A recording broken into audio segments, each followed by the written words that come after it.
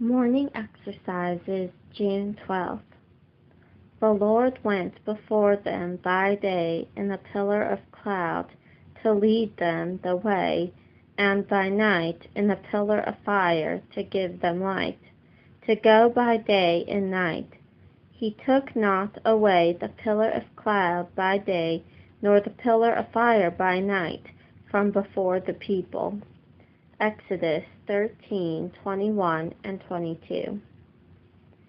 This institution was necessary, for there was no path in the desert, and they had no maps, no pioneers, no guides.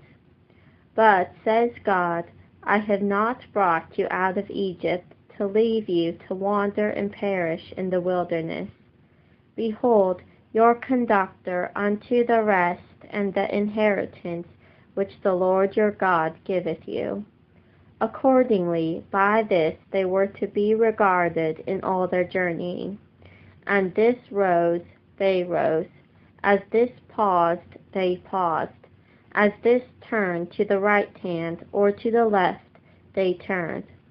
It sometimes called them to leave a more endeared spot, and to stop in a less inviting scene, but they were not at liberty to cling to the one or decline the other. The signal was instantly decisive. This pillar was obviously nothing less than a real miracle, yet how little were the observers affected by it.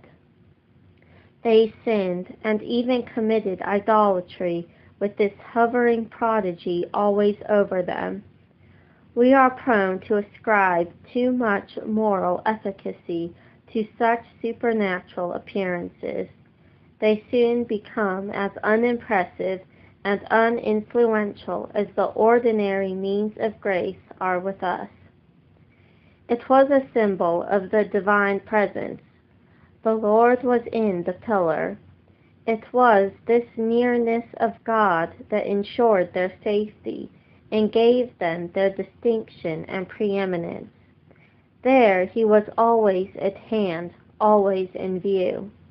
And, says Moses, what nation is there so great, who hath God so nigh unto them, as the Lord our God is in all things that we call upon him for? But how extensively adapted was this provision to their state and exigencies! It was both a pillar of a cloud and a pillar of fire to lead them in the way. The one appearance was for the day, the other for the night. Fire by day would have added to the dazzling and fervidness of a burning sky, but the pillar was therefore a cloud by day, and screened them like a large umbrella from the scorching rays of the sun. Cloud by night would have added to the gloom, the darkness, and the dread of danger. The pillar was therefore a fire by night, to lick up the unwholesome damps, to warm the chilling atmosphere, and to afford them a light by which they could see to move about in their tents, and also to travel as they often did after the sun was set. If this ordinance showed his wisdom and goodness, the continuance of the blessing evinced his patience, for notwithstanding their unworthiness and their provocations and their various corrections, this pillar was not taken away from before the people till they reached the border of Jordan and came to their journey's end. He has a people for his name now.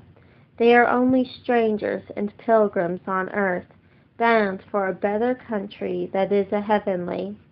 This they would never reach if they were left to themselves, but the God of Israel is with them.